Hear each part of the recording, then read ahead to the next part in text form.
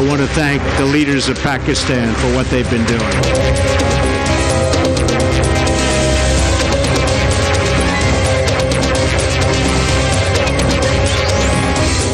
Good evening and welcome to tonight with Fereeha. Pakistan और US के ताल्लुकात में नया मोड़, मगर मिलिट्री और सिविल ताल्लुकात में टेंशन अभी भी बरकरार। Let's take a look at the headlines tonight.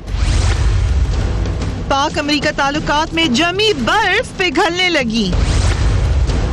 धमकियां देने वाले अमेरिकी सदर डोनाल्ड ट्रंप पाकिस्तान की तारीफें करने पर मजबूर हो गए। We're starting to have a real relationship with Pakistan and अमरीकी सफीर ने भी पाकिस्तानी फौज की कुर्बानियों का इतराफ कर लिया। टेक्नोक्रेट्स हुकूमत के आने की अफवाहें क्यों फैल रही हैं? फौज और सिविल हुकूमत के दरमियान बार बार गिले शिकवे तक नौबत क्यों पहुंच जाती है? पूछेंगे मुस्लिम लीग नून के रहनुमा जनरल अब्दुल कयूम से। पाकिस्तान तहरीक इंसाफ की चीफ व्हिप शीरी मजारी से। साबिक सेक्रेटरी दिफा जनरल खालिद नईम लोधी से और तज्जियाकार रजा रूमी से।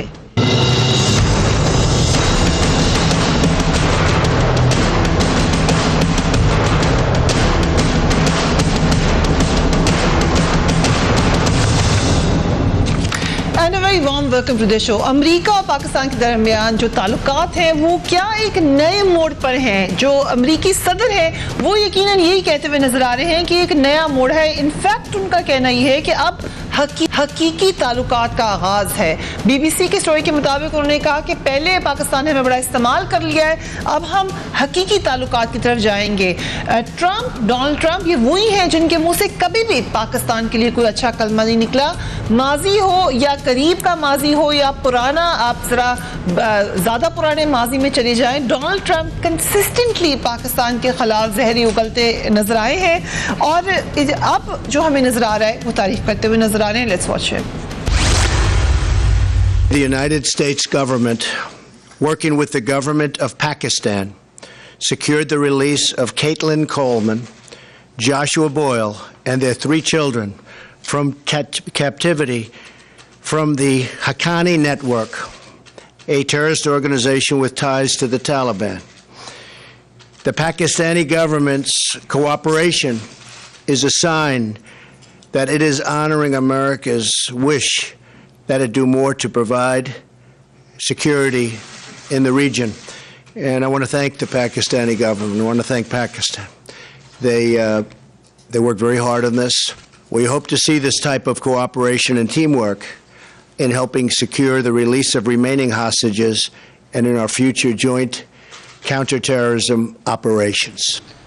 कुछ अर्से कबल तक यही डोनाल्ड ट्रंप ना सिर्फ पाकिस्तान को धमकियां दे रहे थे बल्कि इस्लामाबाद के मुकाबले में दिल्ली के गुण गा रहे थे। Let's watch it once again. We have been paying Pakistan billions and billions of dollars. At the same time, they are housing the very terrorists that we are fighting. But that will have to change, and that will change immediately. We appreciate India's important contributions to stability in Afghanistan, but India makes billions of dollars in trade with the United States, and we want them to help us more with Afghanistan. इससे पहले कि आगे चलने की वजह क्या है, वजह सबको पता है। उसमें पाकिस्तान आर्मी की शदीद मेहनत है। उन्होंने बाजियाब कराया ना सिर्फ एक अमेरिकी शहरी बल्कि उनके कनेडियन नजाद हस्बैंड को भी। उसकी डिटेल्स आपको बताते हैं। लेकिन शीरी मजारी साहब, because you were smiling when Donald Trump was talking, आपको लग रहा है वो तारीफ नहीं कर रहे? मेरी बात सुने फरिया, या तो हम बहुत ही इनोसेंट हैं, नाइव हैं, हमें समझ नहीं, आपने सुने नहीं उनके अल्फाज के अब Pakistan is now honouring America's wish to do more. और अगर आप रिलीज के बाद देखें, उन्होंने कहा पाकिस्तान नाउ रिस्पेक्ट्स अमेरिका। तो बेसिकली वो कह रहे हैं कि आपको हमने डंडा दिया, आपने हमारा डंडा, आपने अमेरिका का डंडा कबूल किया और जो हुक्म उन्होंने दिया आपने वो हुक्म मान लिया। तो ये मुझे नहीं समझ आती आप क्यों कह रही हैं। और भी कमेंटेटर्स की थी पाकिस्तान अमेरिका के ताल्लुकात बेहतर हो गए। ये तो डोनाल्ड ट्रंप ने पैगाम दिया है कि अगर आप हमारा डंडा सुनेंगे, जो हुक्म हम देंगे आपको वो आप करेंगे। और जो सवाल हमने उठाना चाहिए, जो किसी एंकर ने या किसी एनालिस्ट ने नहीं उठाया, कि भाई इतने साल जब वो अमेरिका में, वो अफगानिस्तान में रहे थे वो कैप्टिव्स, तो अमेरिका की फौज उधर है, नेटो उधर है, क्यों नहीं उन्होंने रिलीज करवाया इनको, क्यों नहीं करवाया? ये भी मैं बताती चलूं। मेरे व्यू पॉइंट पे इस वास्ते नहीं रिलीज करवाया, वो चाहते थे कि पाकिस्तान के अंदर वो घुसे और फिर पाकिस्तान को डंडा दें कि फिर देखेंगे कि पाकिस्तान एक्शन लेता है कि नहीं लेता। ईदर वे अमेरिका का मैसेज ये है कि आपने डू मोर किया, आपने हमारी वो क्या कहते हैं विश को ऑनर किया, हमारे हुक्म पे आपने एक्शन लिया, तो अब आप हमारे लिए सही है। अगर आप इसी तरह करते रहे तो what is the good in that? कैसे बदला है डोनाल्ड ट्रंप? वही डोनाल्ड ट्रंप का लहजा है, वही लैंग्वेज है, कोई नहीं बदली। ओके, उन्होंने ये भी कहा, लेट मी ऐड, कि I believe they starting to respect the United States. मतलब यही कि आप बेसिकली आपने हमारा डंडा कबूल कर लिया, खा लिया, मतलब वही ना, डंडा आपने हमारा डंडा मान लिया है। आप वो जो हम कहेंगे आप वो करेंगे, तो इस वास्ते अब आप सही है हमारी नजरों में। और इसमें ये एक पॉइंट ऑफ व्यू है जो श्री मज़ाई साहिबा का। I come to general Lodhi also, लेकिन पहले हम देख लें कि मामला क्या हुआ था। 4 रोज कबल कुरम पाक फौज के एक ऑपरेशन में बाजियाब कराया गया अमरीकी शहरी और उनके कनेडियन नजाद हस्बैंड को, उनके बच्चे भी साथ थे। उन्होंने बहुत शुक्रिया अदा किया पाकिस्तान आर्मी का, और ना सिर्फ पाकिस्तान में थोड़ा सा उनका बयानिया बदला है जब उन्होंने CNN को इंटरव्यू दिया, मगर वो बहरहाल बार बार शुक्रिया अदा करे हैं। और हुआ भी एक ऑपरेशन वहाँ पर जिसमें हमने ये भी अफसोसनाक खबर सुनी कि पाकिस्तान आर्मी के जवान शहीद भी हुए। उसकी भी डिटेल में आते हैं, लेकिन पहले देखिए कि अमेरिकन शहरी और उनके कनेडियन निजात हस्बैंड क्या कह रहे हैं। A major comes over to me. Well, there is still, I have blood on me. The street is chaos. And he says to me, in the American media, they said that we support the Haqqani network and that we make it possible. Today you have seen the truth. Did we not put bullets in those bastards? And so I can say to you, I did see the truth. And the truth was that car was riddled with bullets. The ISI and the army got between the criminals and the car to make sure that the prisoners were safe and my family was safe. Pakistanis are doing everything to their utmost to try to reduce the criminality in the country, to reduce the criminality in neighboring countries, and to reduce the criminality in the Ummah. And may God make them successful in general Lodhi, क्या ये इतना ही आसान और सादा सी बात थी कि हमने एक शहरी और उनके शोहर को बाजियाब कराया और अमेरिका को तमाम गलतफहमियां दूर हो गई हैं, या मामला वो है जो श्री मज़ाई साहिबा कह रही हैं? श्री मज़ारी कह रही हैं, उनके अल्फाज ज़रा सख्त है, लेकिन उनके ख़यालात से मैं 100% एग्री करता हूँ। मैं बल्कि इससे एक कदम और आगे जाऊँगा। मेरा अपना ये ख्याल है कि उनका मकसद ये था कि ये लोग बाहिफाजत पाकिस्तान में आ जाएँ, यहाँ पर टिक जाएँ, उसके बाद एक ऑपरेशन किया जाए और कहा जाए देखा, हम कहते थे ना कि यहाँ पर आपका नेटवर्क है हक्कानी का और ये हमने छुड़वा लिया है।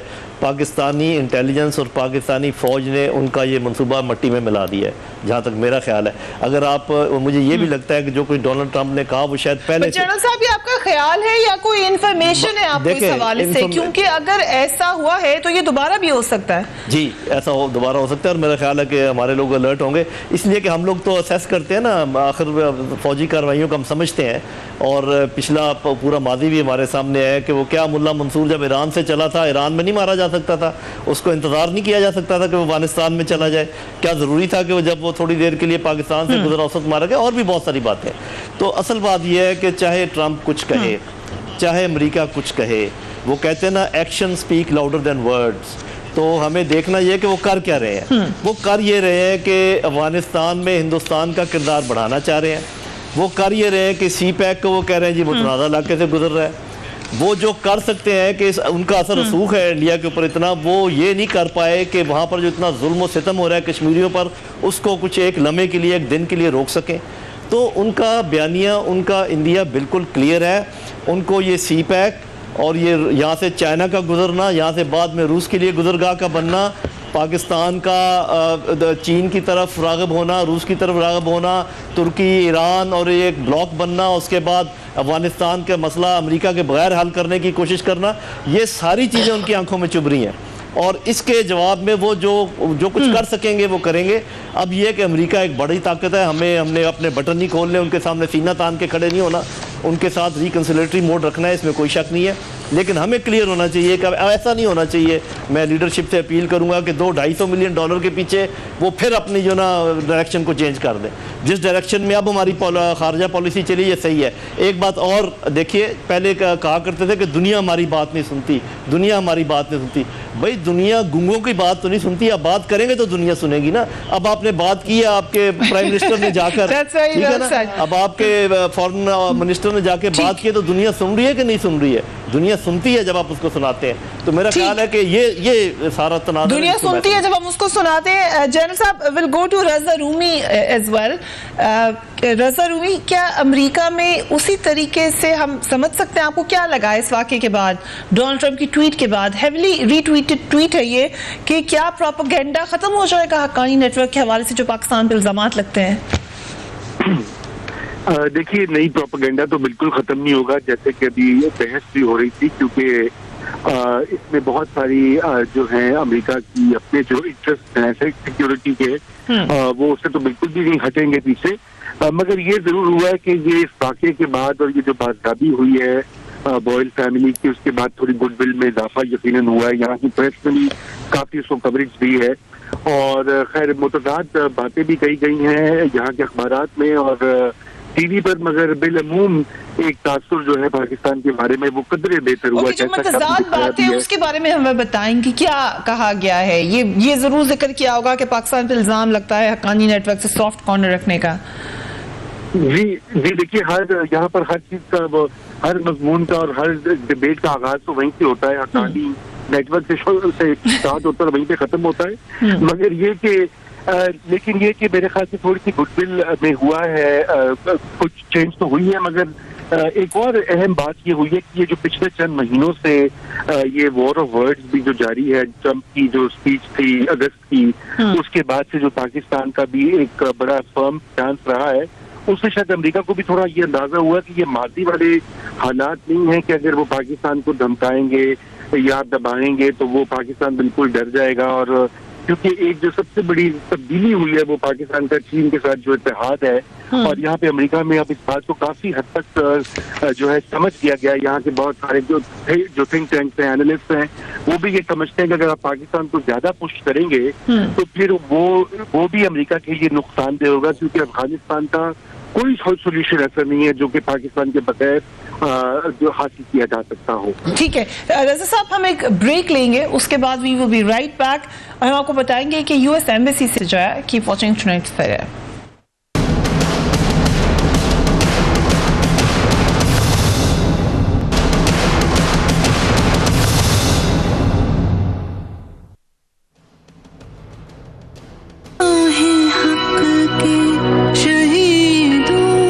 वफा की तस्वीरों तुम्हें वतन की हवाएं सलाम कहती हैं, ए हक की शहीदों।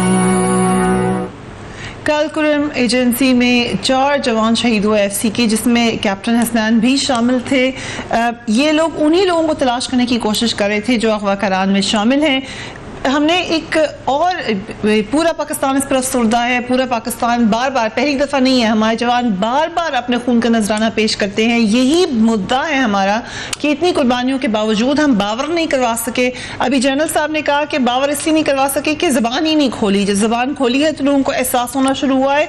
यूएस एम्बेसी की तरफ से जो मैसेज आया उसमें कहा कि we are deeply saddened by yesterday's attack on Pakistani military and frontier corps personnel in Kurram agency which resulted in the death of 4 personnel and injury of 3 personnel. Shiri Mazai साहिबा, थोड़ा सा चेंज तो है, जैसे कि रज़ा ने भी कहा कि थोड़ा सा गुडविल तो शुरू हुआ, एकदम से तो बदलेगा भी नहीं था। देखिए फरिया, गुडविल नहीं इसको कहते कि जब आपको हुक्म मिले अमेरिका से और आप हुक्म को ओबे करें तो फिर वो जाहिर है वाह तो करेंगे। मैं समझती हूँ हमारे अच्छा है इन्होंने जवानों की शहादत पे अफसोस किया है, लेकिन आप अंदाजा लगाएं हमारे कितने जवान इस वक्त तक और हमारे सिविलियंस शहीद हुए इस जंग में दहशतगर्दी के खिलाफ। अमेरिका को आज एहसास हुआ है, तो ये सब उनका मतलब पूरा होता है तो अफसोस का भी इजहार कर देते हैं, अदरवाइज कोई उनको नहीं ख्याल होता। तो ये कोई काइंडनेस नहीं है।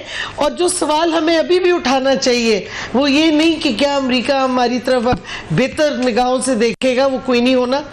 जो सवाल उठाना चाहिए कि क्यों जब अमेरिका के पास एक्शनेबल इंटेलिजेंस थी कि ये फैमिली अफगानिस्तान में है और अब ये मूव कर रही है, तो नेटो की फोर्सेस क्यों नहीं इस्तेमाल की गई, अफगानिस्तान में क्यों नहीं इनकी रिहाई के लिए एक्शन लिया गया? क्या ये जैसे जनरल साहब ने भी कहा, ये बिल्कुल सही है, ये पाकिस्तानी फौज को ट्रैप करना चाहते थे कि अगर तो हमने एक्शन ले लिया और रिलीज कर लिया तो वो कहेंगे बड़ा अच्छा है, हमारी विशेस को आपने ऑनर किया, जो कि ट्रंप ने कहा, हमारा हुक्म आपने सुन लिया। अगर हम नहीं एक्शन लेंगे तो फिर उनका ग्राउंड बन जाएगी कि वो क्या कहते हैं हॉट परस्यूट करके हमारे मुल्क में बूट्स ऑन द ग्राउंड लाएं। क्योंकि आपको पता है जनरल निकलसन ने कुछ अर्सा पहले ये कहा था कि हम फौज भी हम मिलिट्री एक्शन कर सकते हैं पाकिस्तान में। Absolutely. तो इधर वे ये ट्रैप था पाकिस्तान के लिए। और मैं नहीं समझती कि मुझे अफसोस ये है कि किसी ने हमारी तरफ से ये सवाल नहीं उठाया कि क्यों नहीं, जब उनके पास इंटेलिजेंस थी, उन्होंने एक्शन खुद क्यों नहीं लिया अफगानिस्तान में। ये असल सवाल है उठाने का इस वक्त। Fair question. हिना रब्बानी खर अभी हमारे साथ मौजूद है, former foreign minister of Pakistan. Thank you very much on the programme. Hina Rabbani Khar साहबा, क्या आपको लगता है कि इन हालिया वाक़यात के बाद पाकिस्तान अमेरिका टेंशन, आप खुद भी उसको महसूस करती रही हैं एज अ फॉरेन मिनिस्टर, इसमें कुछ कमी हुई है, कुछ गलतफहमियों का अज़ाला हुआ है? नहीं, देखिए ऑब्वियसली इसमें एक अपॉर्चुनिटी तो जरूर आई है। यहाँ पे हमारे जवानों की शहादतें हुई हैं उनको बाज़याब कराने के लिए, और उससे यकीनन एक पाकिस्तान का जो मौक़िफ़ रहा है कि हम टेररिज्म के खिलाफ और इन ग्रुप के खिलाफ एक्शन ले रहे हैं अपनी सरजमीन पे, उसका एक जीती जागती एग्जाम्पल मिली है। तो यकीनन एक अपॉर्चुनिटी अराइज होती है। अब किस तरह ये दोनों गवर्नमेंट उस अपॉर्चुनिटी को मटीरियलाइज करती हैं, वो I think will remain to be seen. लेकिन क्या ये बहस हम ख़त्म कर सकेंगे कि पाकिस्तान नरम रवैया रखता है दहशतगर्द तंजीमों की तरफ से? बहुत कड़वे अल्फाज कहे जाते हैं पाकिस्तान के हवाले से, पाकिस्तान की मिलिट्री के हवाले से। जी देखिए, अगेन मेरे ख्याल से एक इवेंट की वजह से एक डीप तासुर जो मगरबी हल्कों में रहा है वो एकदम नहीं खत्म हो सकता। लेकिन यकीनन पाकिस्तान का मौक़िफ़ हमेशा से ये रहा है कि हमारे यहाँ टेररिज्म का स्कूच इतना भर गया है और इस तरह के ग्रुप की इतनी ज़्यादा इक़्तिदार है कि हम सबके साथ एक वक्त में जंग नहीं लड़ सकते। और यहाँ पे आई थिंक पाकिस्तान से ज़्यादा तो ना किसी ने जानी कुर्बानियाँ दी हैं, ना माली कुर्बानियाँ दी हैं, क्योंकि पाकिस्तान में आपने देखा है कि पिछले 10 सालों से हमारा एक मिलिट्री ऑपरेशन चल रहा है जिसमें हमारे नौजवान on weekly, daily, monthly basis शहीद हो रहे हैं। तो वो किस लिए हो रहे हैं? और पाकिस्तान में के जो बॉम्ब वगैरह होते हैं, जैसे आपने देखा अभी बलूचिस्तान में भी हुआ, ये सब कुछ इसी ग्रुप्स के खिलाफ एक जो मुहिम चली है उसका रिएक्शन है। और हमने तो सबसे ज़्यादा इसमें कुर्बानियाँ दी हैं। तो आई थिंक ये आहिस्ता आहिस्ता ये चीज़ दूसरों के ऊपर भी गालिब हो जाएगी। Right, I come back to you. But general साहब, जो बात शहीद मिर्ज़ाई साहबा ने कही वो इस हवाले से नाक भी है कि हमारे पास उसामा बिन लादेन वाली बड़ी तल्ख मिसाल मौजूद है।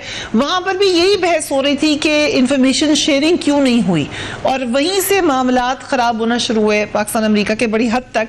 दोबारा ऐसा ही प्लान तो नहीं है किसी बड़े लेवल पर? इसको अभी तो हमने कर्ब कर लिया, मगर क्या आगे भी कर सकेंगे? जबकि ख्वाजा आसिफ कह चुके हैं कि जॉइंट ऑपरेशंस होने चाहिए। देखिए, अभी हमारी एक्स फॉरेन मिनिस्टर भी मौजूद हैं और रशीद मज़ारी साहिबा भी समझती हैं, आप भी इस बात को समझते हैं, नाज़रीन भी समझते हैं जब आप बात करने वालों हम हमेशा कहते हैं कि मुल्कों के दरमियान दोस्तियाँ दुश्मनियाँ इंटरेस्ट बेस्ड होती हैं, अपने अपने इंटरेस्ट को परसू करते हुए। अभी हम ज़रा देख लेते हैं कि हमारे कौन से इंटरेस्ट जो है वो एक दूसरे के ऊपर ओवरलैप करते हैं। अमेरिका चाहता है कि चीन का इन्फ्लुएंस इस इलाके में ना हो। हम चीन को राहदारी दे रहे हैं गवादर तक। अमेरिका चाहता है कि इस रीजन में बालादस्त हो हिंदुस्तान, हमें उनकी बालादस्ती मंजूर नहीं है।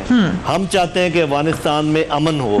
अमेरिका अफगानिस्तान में एक कंडीशनल अमन चाहता है जिसमें वो मेन स्ट्रीम ही नहीं करना चाह रहा या उनसे बात नहीं करना चाह रहा। अफगान तालिबान का आपने देख लिया।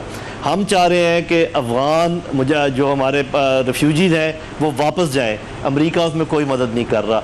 हम चाह रहे हैं कि जो हमारा बॉर्डर है पूरा वो उस पर प्रॉपर इंतज़ाम किया जाए, रेगुलेशन हो, बार्ड वायर लगा रहे हैं, हमारी कोई मदद नहीं कर रहा, बल्कि वो हमेशा यही होता है। हम चाह रहे हैं कि जो तहरीक तालिबान पाकिस्तान के वहाँ पर जगह हैं उनमें वो भी एक्शन लें, जैसे कि हमें वो इतना कहते रहे। अब मैंने आपको 7 बातें गिनवा दी हैं, मुझे एक बात बता दें जहाँ आप ये समझते हैं कि हमारे इंटरेस्ट ओवरलैप करते हैं, तो चाहे मीठी मीठी बातें कर लें, मुंह में गुड़ रख लें, चीनी रख लें, ये बात आगे चलने वाली नहीं है। आराम से डिप्लोमेटिकली उनके साथ अच्छे ताल्लुकात। बहुत ही आपने बड़ी इंटरेस्टिंग बात की जनरल साहब। सो फिर शी साहब, what do you think joint operation तो फिर नामुमकिन नहीं, मेरी बात सुने, मैं जॉइंट ऑपरेशंस का इशू मैंने असेंबली में उठाया था जिस दिन स्पीच हुई है, अखबार में रिपोर्ट हुई, दूसरे दिन मैंने नेशनल असेंबली में यही सवाल उठाया था कि मुझे बताएं कि ख्वाजा आसिफ किस बेसिस पे जॉइंट ऑपरेशन अमेरिका को कह रहे हैं, जबकि हिंदुस्तान और अमेरिका की स्ट्रेटेजिक मिलिट्री पार्टनरशिप है जिसके एक हिस्से में वो एक दूसरे की लॉजिस्टिकल फैसिलिटीज और बेसिस भी इस्तेमाल कर सकते हैं। तो आप किस बेसिस पे अमेरिका के बूट्स ऑन द ग्राउंड अपनी फौज के अंदर आने देंगे ताकि जो इंफॉर्मेशन वो ले सके वो हिंदुस्तान के साथ शेयर कर सके?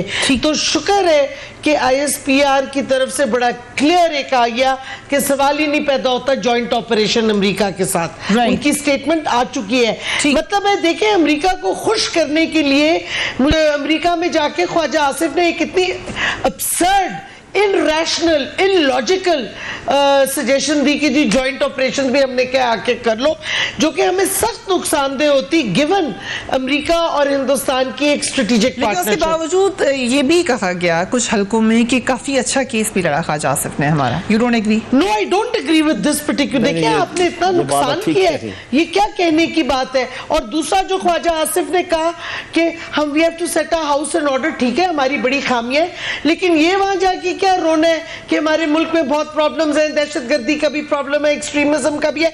अमेरिका में नहीं है एक्सट्रीमिज्म का प्रॉब्लम, लास वेगस में भी क्या हुआ है, मतलब दहशतगर्दी अमेरिका में नहीं हो रही। तो मतलब है आप जाके अपना मौकफ पेश करें कि हम सबसे ज्यादा जंग लड़ रहे हैं दहशतगर्दों के खिलाफ। आपने हमारे वो जो कोलिशन सपोर्ट फंड है जो कि एड नहीं है वो रोक लिया है। आप डू मोर करते जा रहे हैं। अफगानिस्तान में सारी तहरीक तालिबान पाकिस्तान की बेसेस हैं, वहाँ हमारे जितने क्रिमिनल्स और एक्सट्रीमिस्ट हम वांटेड हैं वो छुपे हुए हैं। आप क्यों नहीं डू मोर करते? बजाय इसके वो जॉइंट ऑपरेशंस की बात कर रहे हैं। वो कह रहे हैं हमारे अपने बहुत मुश्किलात हैं, हमने पहले अपने घर को इन ऑर्डर करने, घर सब अपना ऑर्डर करते रहते हैं। He also said give us time। रबानी खान साहब, कैसी कितना ये डिफरेंस है कि फॉरेन मिनिस्टर ये सजेशन दें जॉइंट ऑपरेशन हो और बाद में उसको रद्द किया जाए, कि ऐसा नहीं हो सकता? नहीं, ये तो फ्रेंकली स्पीकिंग इसका तो मुझे सरप्राइज नहीं समझ आ रही, क्योंकि क्या आप ये मान रहे हैं कि पाकिस्तान के पास किसी किस्म की कैपेसिटी नहीं है अपने मुल्क के अंदर की सिचुएशन को कंट्रोल रखने का, या क्या आप ये कह रहे हैं कि पाकिस्तान एक सॉवरेन नेशन नहीं है? पाकिस्तान एक ऐसा मुल्क है जिसकी 6th largest military in the world है। ऐसे मुल्क के फॉरेन मिनिस्टर को मगरिब में जाके या US में जाके ये कहना कि जी हम जॉइंट ऑपरेशन करके अचीवमेंट्स ले सकते हैं, ये कहने के है कि हम खुद इस काबिल नहीं हैं कि हम अपने जो वसाइल हमारे पास नहीं है कि हम इससे निपट सकें, और आपके साथ जॉइंट ऑपरेशन के तहत ही हम शायद कोई कामयाबी ले सकते हैं। तो ये बिल्कुल एक बहुत ही अहमकाना और गैर संजीदा and frankly speaking immature statement है। राइट रमी साहब, जो लार्जर कॉन्स्पिरेसी प्लान नजर आ रहा है, श्री मज़ाई साहब ने जिक्र किया, ये जनरल साहब ने उसको मजीद एक्सप्लेन किया। आपको लगता है कि ऐसा हो सकता है कि ये केस बनाया जा रहा है पाकिस्तान के खिलाफ? देखिए केस तो यकीनन काफी देर से बनाया जा रहा है, लेकिन फिर वही बात है कि ये कोई पहली बार तो नहीं हुआ। काफी सालों से पाकिस्तान के ऊपर हर तरह का जो है वो इल्जाम आयद किया जाता है, और जो अपनी कोताहियां हैं या अमेरिका की मिलिट्री मशीन की और जो उनकी अपनी नाकिस मंसूबाबंदी रही है इस जंग के हवाले से, उसको भी एक तरह से उसके ऊपर पर्दा डाला जाता है पाकिस्तान को स्केपगोट करके।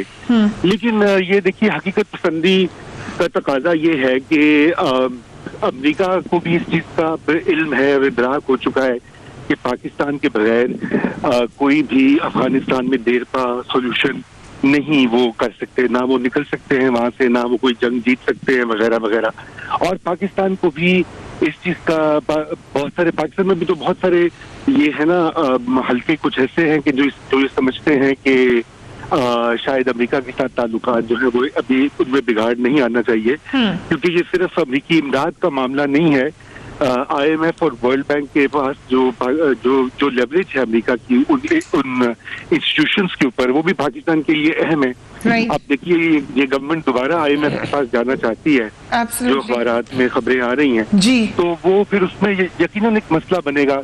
मेरे ख्याल से यहाँ पर यही है कि ये डिप्लोमेसी की जो बात है कि पाकिस्तान का मौक़िफ़ जो है वो सही तरीके से पेश नहीं किया गया कई सालों से। बल्कि देखिए पहली बार तो एक फॉरेन मिनिस्टर आए हैं इस गवर्नमेंट में, इस PMLN की गवर्नमेंट में। से पहले तो कोई फॉरेन मिनिस्टर ही नहीं थे। ठीक जी, और अब ये है कि अब ये मामला स्टार्ट हुआ है तो इसको मेरे ख्याल से आगे बढ़ाने की जरूरत है और बड़ा एग्रेसिवली पाकिस्तान के मौक़िफ़ को पेश करने की जरूरत है, आलमी मीडिया में भी और आलमी जो मुख्तलिफ। और इस बारे में आई थिंक जनरल साहब कह चुके हैं कि आप जबान इस्तेमाल करेंगे तो लोग बात सुनेंगे। इंडियन एक्सप्रेस आपको दिखाना चाहते हैं, Donald Trump is taken in by Pakistan deceitful acts. Bharat बिल्कुल खुश नहीं है इस वक्त जो हो रहा है। लिखा है it seems the western hostages were in the hands of good terrorists, the ones that listen to GHQ Rawalpindi, don't hurt Pakistan in times of need, dance like circus monkeys for visiting spectators according to the dictate of an ISI colonel। ये आगे भी इसी किस्म की उन्होंने baseless allegation से भरपूर ये आर्टिकल लिखा है। इंडिया को तकलीफ है, वाज़ नजर आ रही है। After break keep watching Times India.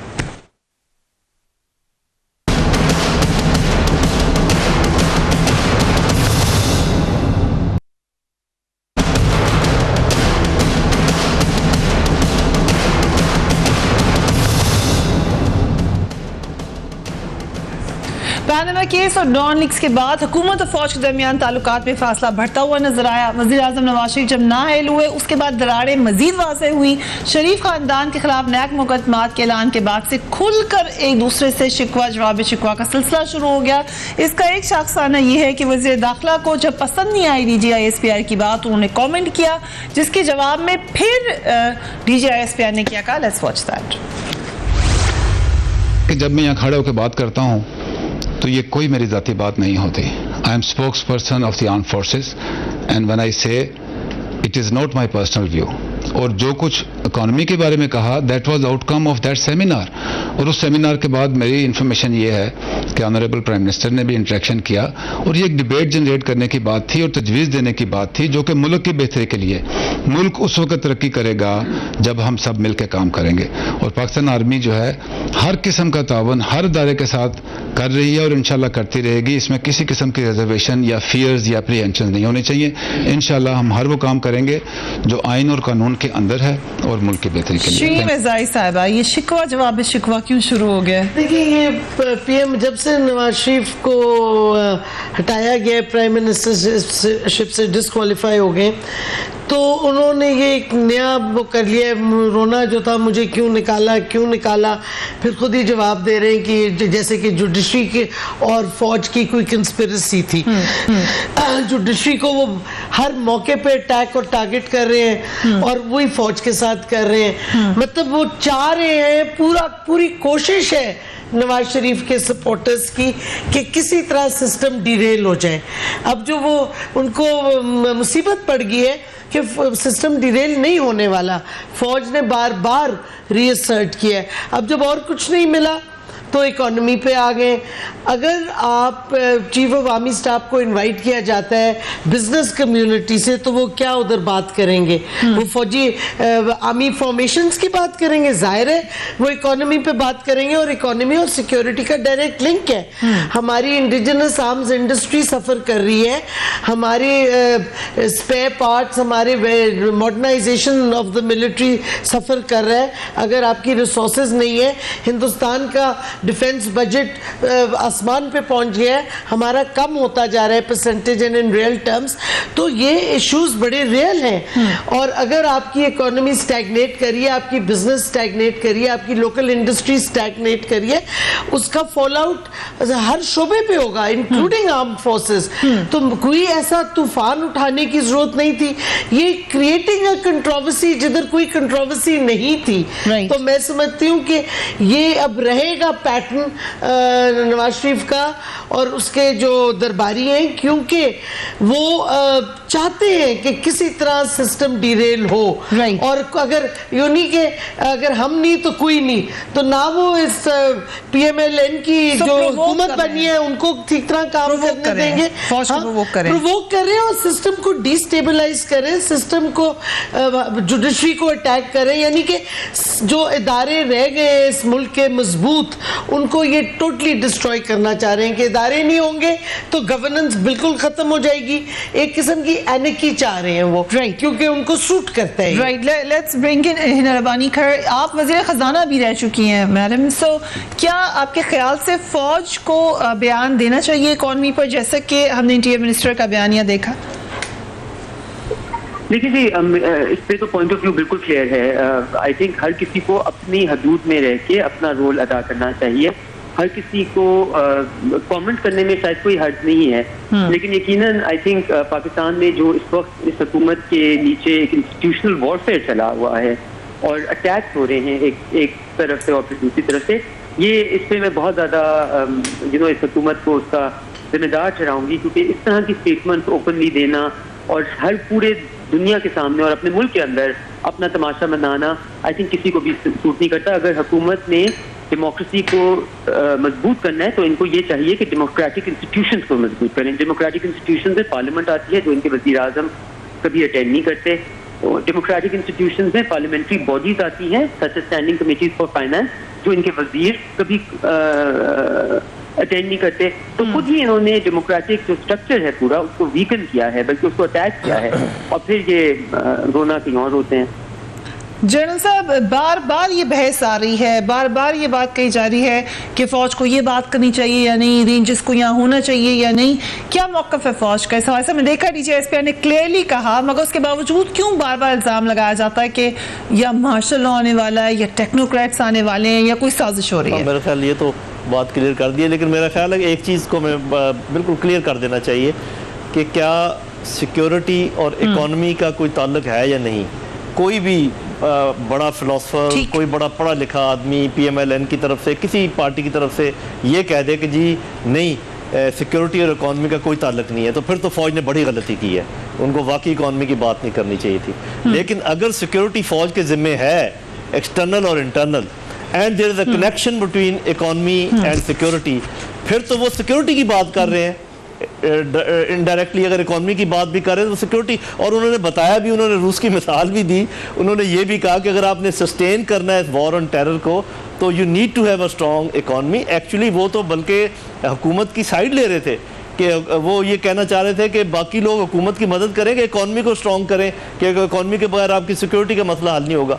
दूसरी बात यह कि मेरा ख्याल अब चूँकि दोनों तरफ से थोड़े से रिकन्सिलेटरी स्टेप्स आ गए हैं, तो इसको अगर हम यहाँ ख़त्म कर दें, वो जहाँ तक अब रेंजर्स की बात कर रही है, वो भी मैं तो हमेशा कहा करता हूँ कि राई का पहाड़ बनाया गया, कुछ भी नहीं था वो। अच्छा एक चीज़ बस मैं आज ये बता दें किसने बनाया राई का पहाड़? जी चले वो नारा लगा लेते हैं। एक चीज़ आप सर्टन कर लें, और ये मीडिया सर्टन कर ले, ये जब कहते हैं ना जी हमने इंक्वायरी कर ली, एक चीज़ की इंक्वायरी कर ले, जब ISPR DGISPR कह रहे हैं कि सुबह 7 बजे तीनों स्टेक होल्डर्स ने इकट्ठे वहाँ का दौरा किया, बस ये साबित कर दें कि DGISPR ये बात गलत कह रहे हैं। कि सुबह तीनों स्टेक होल्डर्स यानी कि जी वो वहाँ नहीं थे और रेंजर्स वहाँ नहीं लगे हुए थे, और फिर आपने ये भी देख भी लिया कि जब रेंजर्स नहीं लगे तो फिर क्या हुआ वहाँ पर। We saw that also. तो मुझे very interesting statement by DGSP. Quickly comment लूंगी मैं इस, क्योंकि वक्त खत्म होने वाला है। एक बड़ी इंटरेस्टिंग बात डीजीएसपी ने की, लेट्स वॉच दैट। बहुत सारी साथ क्योंकि अफवाहें गर्दिश करती हैं कि जी कोई टेक्नोक्रेट गवर्नमेंट लाने की बातचीत हो रही है या कोई डिफेक्टो मार्शला लग रहा है। मुल्क ने तरक्की करनी है तो इसमें हर किस्म का इस्तेहकाम होना ज़रूरी है, हुकूमत का चलना ज़रूरी है, हुकूमत का काम करना ज़रूरी है, और एक सिस्टम जो है जो कि एस्टेब्लिश सिस्टम है जमहूरियत का, उसका चलना ज़रूरी है। ये कैसा प्रेशर है कि कभी जनरल रहील की तरफ से स्टेटमेंट आ रही है कि मैंने रिटायरमेंट होना ही होना है, फिर भी हुकूमती हल्के बार बार कहते रहे कि नहीं वो नहीं रिटायर होना चाहते थे, हमने उन्हें जबरी रिटायर किया है। दोबारा अब डीजीएसपी आर आके कह रहे हैं हमने मार्शल लॉ नहीं लगाना। मेरी बात सुने, हुकूमत खासकर जो पीएमएलएन के खास नवाज शरीफ के लोग हैं पीएमएलएन में, क्योंकि उनकी पार्टी में भी काफ़ी फूट आजकल पड़ी हुई है, वो बार बार ये इशू उठाएंगे ताकि डाइवर्ट करें नैब से उनके जो केसेस चल रहे हैं, डाइवर्ट करें जो उनकी गलतियां हैं, डाइवर्ट करें कि उनसे हुकूमत नहीं चलाई जा रही, जो इनकी खामियां हैं सारी वाज़े होती जा रही हैं, करप्शन वाज़े होती जा रही है। तो डाइवर्जन चाहिए इनको। डाइवर्जन किस तरह चाहिए कि हमें हुकूमत नहीं करने दे रहे, फौज की थ्रेट है, टेक्नोक्रेट हुकूमत आ जाएगी, ये हो जाएगा, ये खुद ही रूमर्स उड़ा रहे हैं और खुद ही एलिगेशंस लगा रहे हैं। तो इस वक्त आपने सुनी है रूमर्स इस्लामाबाद में टेक्नोक्रेट्स की, और ये सब रूमर्स क्यों होंगी? जब नवाज शरीफ को एक्सपोज होता है, आप देख लें 4 सालों में जब भी उनको अपने शरीफ खानदान को सर्वाइवल का मसला होता है तो ये इस किस्म की अफवाहें उड़ाते हैं। Right, I have to wrap it up here. ये अफवाहें यकीनन गर्दिश करती हुई नजर आ रही हैं, लेकिन कोई वजह है कि हम समझे इनके पीछे कोई स्ट्रॉन्ग ग्राउंड है कि आप इनके ऊपर एक्चुअली बिलीव कर लें। जो भी स्टेक होल्डर है वो उसको कैटेगोरिकली डिनाई कर रहा है, चाहे वो हुकूमत में हो चाहे वो फौज में हो। अपने घर वालों का ख्याल रखिए। अल्लाह हाफ़िज़।